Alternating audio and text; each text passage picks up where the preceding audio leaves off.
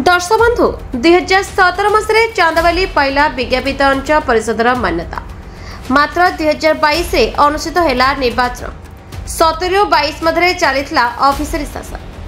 प्राय 5 वर्ष ऑफिसर राज चलवा पर एक प्रकार यह अभ्यास परिणत हो जाइथिबा अधिकांश समय देखा मिली 2022 मसीह निर्वाचन है निर्वाचित हेले काउंसिलर एवं अध्यक्षा मात्र एमाने नामक मात्र निर्वाचित हेले एमानक अवगति बिना चली व्यवस्था जेकोसी समय एनएससी अध्यक्ष हूँ बा उपाध्यक्ष जहाँ भी सूचना जानवा चाहिए एमानक पाखरे कौनसी सूचना न थे एथरे स्पष्ट बारी हुए जे चांदावाली विज्ञापित अंचल परिषद निर्वाचित प्रतिनिधि मिछ आउ ऑफिसर राज सत तेबे घटना जहाँ होना कहीं आज निर्वाचन प्राय 2.5 वर्ष पर 8 जन अधिक काउंसिलर तथा काउंसिलर प्रतिनिधि को आज देखा मिला अध्यक्ष बासभवन में प्रथमतर एपरी दृश्य आमको निश्चिंत आश्चर्य करिछि घटना संपर्क में जानवा को चेष्टा करिवारु जणा पड़िला एमाने अभियोग नै कार्यनिर्वाही अधिकारी को भेटिबे आ भेटिले मध्य दीर्घ समय आलोचना पर जेतेबेले उपाध्यक्ष एवं काउंसिलर बाहर को आसिले सेमानक अंदाज बदल जाइतला अवश्य कैमेरा आगे प्रगति बा विकास कथा कहिले किंतु अनेक कथा अकुहा रहिगला परि लागुछि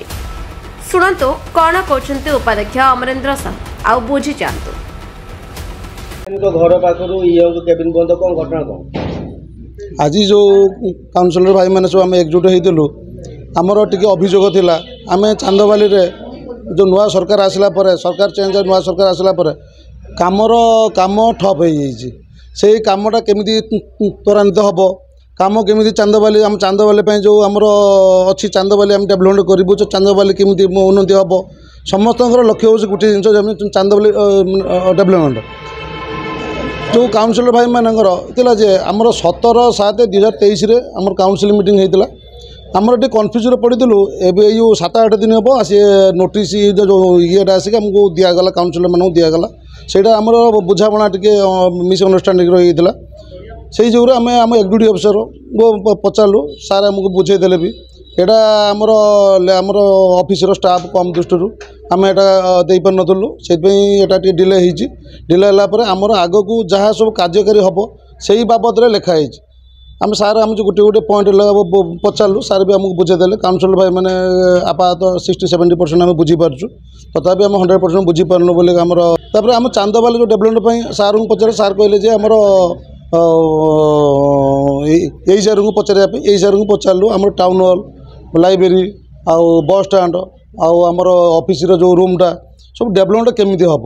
मैं जिते शीघ्र सार भी आमको प्रतिश्रुति देले मो थिबा अवस्था मु सब कंप्लीट करी जीवी बोलिकी मैंने आम विश्वास रखुचु यही सब कार्य आम सब आम चेयरमैन को पचारू चेयरमैन भी आमको बोले आम से चेयरमैन पचारिक आसी ईओ को पचारू ईओ पाखर सब बुझाणा करके आम जो काउंसिलर मीटिंग होता कॉपी कहते हैं पहुँची बोली 7 मसीहा माने 19-20 मास पाखापाखि 2 वर्ष होगा कॉपी पहुँचा वर्षे 3 मास हम 17/7/2023 से हूँ 6 मास ये जाए 12 मास पाखापाखि 18-19 मास होगा 18-19 मास पर आस आप कॉपी पहुँची कौन आलोचना होता है आप कौन मन थी कि सहीटा न बुझीपार आम सार को पचारू से गोटे गोटे पॉइंट सार भी आमको मैंने काउंसिलर भाई मैंने पचा कहले काउंसिलर भाई मैंने भी गोटे पॉइंट कर बुझिले स्टाफ कम दृष्टि यहाँ दे ना डिले होती प्रकृत काउंसिलर मीटिंग पीरियड हवा प्रत्येक मसे 2 मास थे हवा कथा किंतु सहीटा आमर अवहेला टिके लेट होगुड़ा होता आमर जहाँ चलता नुआ सरकार आसला सब जिनस कार्य सब ठप हो जाटा को आम सार को कहलु सार आमर काम दरकार आमर चांदवाल काम दरकार आमर जो कम होमी आगू जीव जो कम गुड़ा से कमटा केमी आगू ने सर आमर निहाती दरकार टाउन हॉल आमर लोक मान डिमांड अच्छी टाउन हॉलटा आमर निहाती दरकार मु आज आम यही सार को पचारा साहू पचारू साहू बाबू कहले आम मुझे आम 8 तारिख दिन काउंसिल मीटिंग अच्छी काउंसिल मीटिंग पास हम आम 10 तारिख बुकिंग करने मैंने ऑफिस कहूँ चांदवाली सुब्रत कुमार राय रिपोर्ट संपर्क टीवी ओडिशा।